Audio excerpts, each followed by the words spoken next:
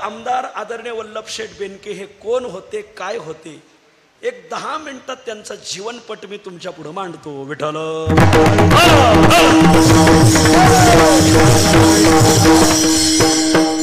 पूर्वांपार पुणे जिल्हा महाराष्ट्र हा क्रांतीची भूमी.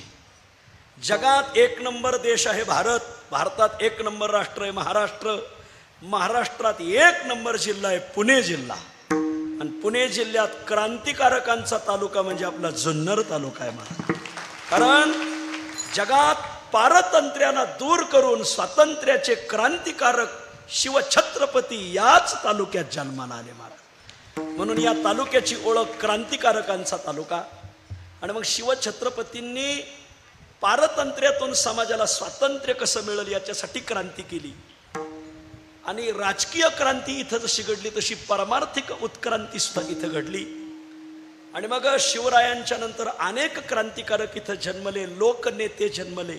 त्या अनेक लोकनेत्यांपैकी हिवरे गावामध्ये आदरणीय वल्लभशेठ बेनके आज 23 जून 1949 बरोबर आहे ना. 23 जून 47, 48, 49 बरोबर आहे. 1949 23 जूनला आजच्याच या तारखेला हिवरे गावामध्ये आदरणीय वल्लभशेठ अंजनामाई आणि दत्तात्रय यांच्या पोटी हे रत्न जन्मलं. विठ्ठल.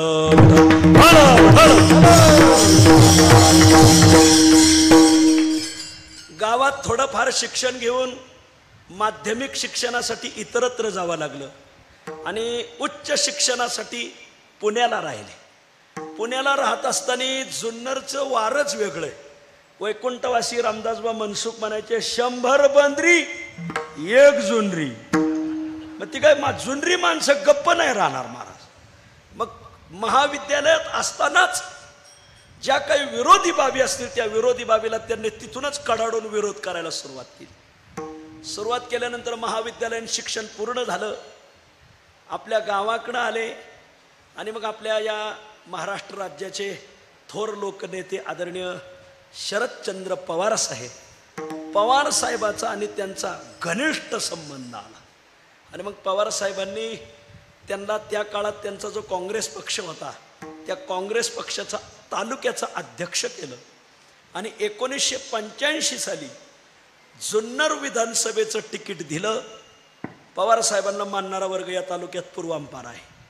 आणि मग पहिल्यांदा तिकीट दिलं आणि पहिल्यांदाच ते निवडून आले महाराज 85ला. 1985. मग ती 5 वर्षाची टर्म पूर्ण केली.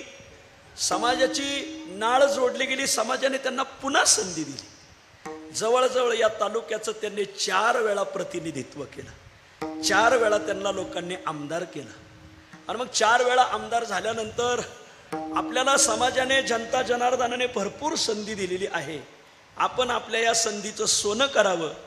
मग काय करावं बरं? पहिली गोष्ट या तालुक्यात औद्योगिक वसाहती उभं करणं गरजेचं आहे. मग आज कांदळी वडगाव जवळ जी औद्योगिक वसाहत उभी राहिली या वसाहतीच्या उभे राहण्यासाठी मूळ पाया कोण असेल तर आमचे स्वर्गीय आमदार वल्लभशेठ बेनके. विठ्ठल.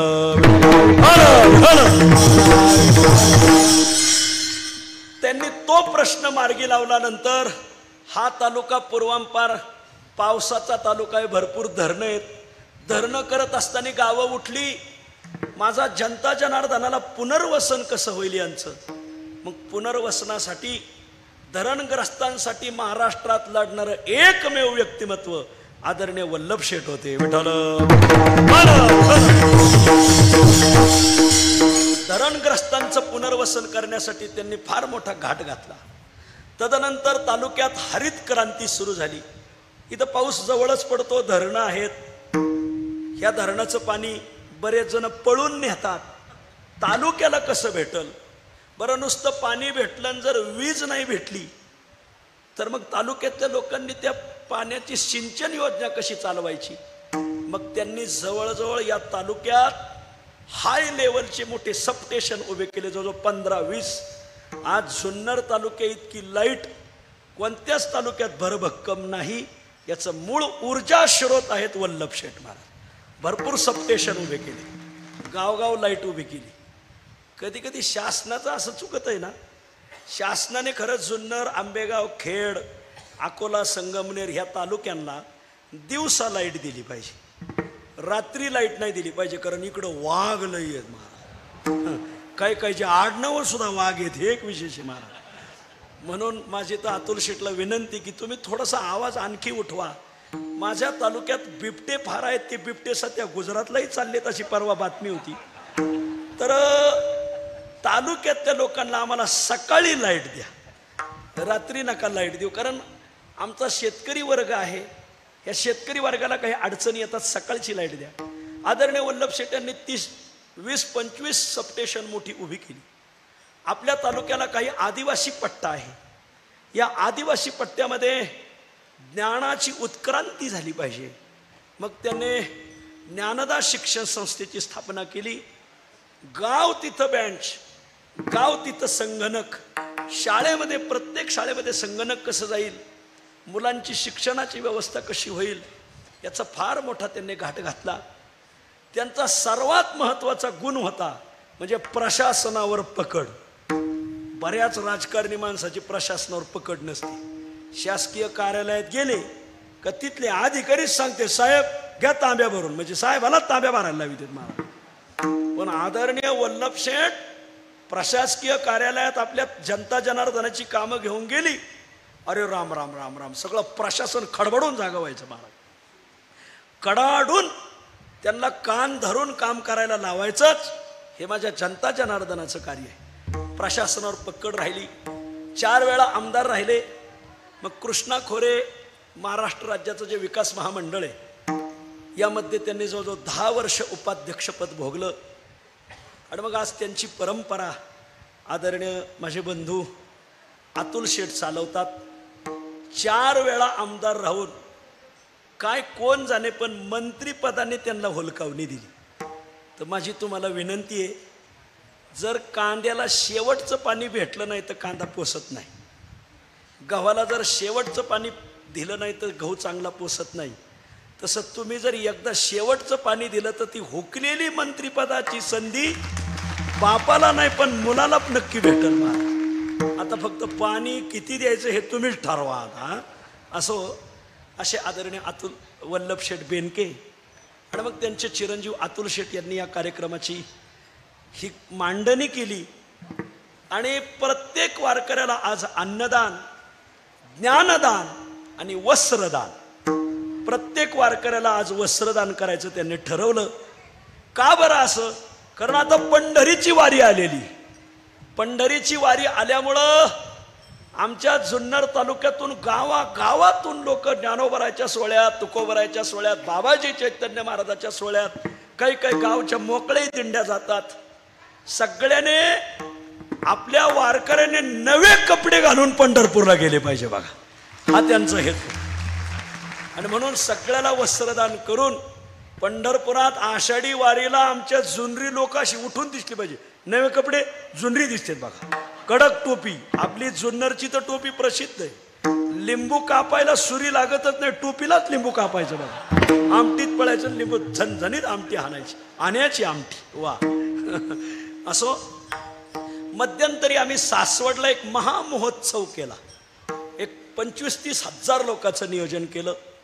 आणि मग सासवडला सोपान देवाला समाधी घेऊन 728 वर्ष पूर्ण झालीत या वर्षी. आणि तुकोबरायचा 375वा तिथं केला. परंतु 728 वर्षात तिथं कधीही मसाला वडीची पंगत झाली नव्हती. मग मी या भागातली आम्हाला ओळखीची 30-40 गावं येतं. मग त्या 30-40 गावांना मी पुढं केलं की आपण मसाला वडीची पंगत करून इकडून भाकरी घेऊन येऊ. आमच्या राजुरीचे आदरणीय बिटी नाना डुमरे नाना म्हणले मग ती मसाला वडी कशी करायची आम्ही त्याचं नियोजन करतो. आणि ही मी सूचना सांगत असताना राजुरीला आदरणीय अतुल शेठ होते. ते म्हटले मग महाराज आमच्या भागातली गावं येतात आणि 728 वर्षात सोपान देवाच्या दरबारात कधीच मसाला वडीची पंगत झाली नाही. त्या पंक्तीसाठी 1,11,111 रुपये मी देतो.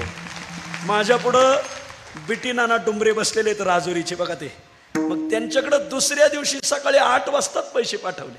नाना एवढी मसाला वडीची पंगत करा. आणि मग इकडून 30-40 गावचे वारकरी, तिथं 5-25 हजार वारकरी, अशी मसाला वडीची पंगत झाली. याचं पहिलं नाव होतं मासवडी. परंतु मग त्या 25,000 लोकांमध्ये आदरणीय अतुल शेटनेच विनंती केली की ह्या तालुक्यात गावगाव वारकरी, इथं गावगाव हे पक्वान्न बनवलं जातं, पण मासवडी नाव का पडलं कोण जाणे. मग आपण याचं रूपांतर करू, कारण त्या वडीमध्ये मांस नसतंय, मसाला असतोय. मग आपण मासवडीचं रूपांतर मसाला वडीत करू. गेली शतकानुशतक मासवडी हे नावाचं रूपांतर सासवडला मसाला वडीत झालं महाराज. वा. आणि आदरणीय अतुल शेटने तिथे एक मोठं अन्नदान केलं. इथं सगळी मंडळी, त्या अन्नदानाची मंडळी होती ती. असो, आपला आणि या बेनके परिवाराचा ऋणानुबंध ओतप्रोत धाग्यासारखा राहो अशी पांडुरंगाच्या चरणी प्रार्थना. विठ्ठल.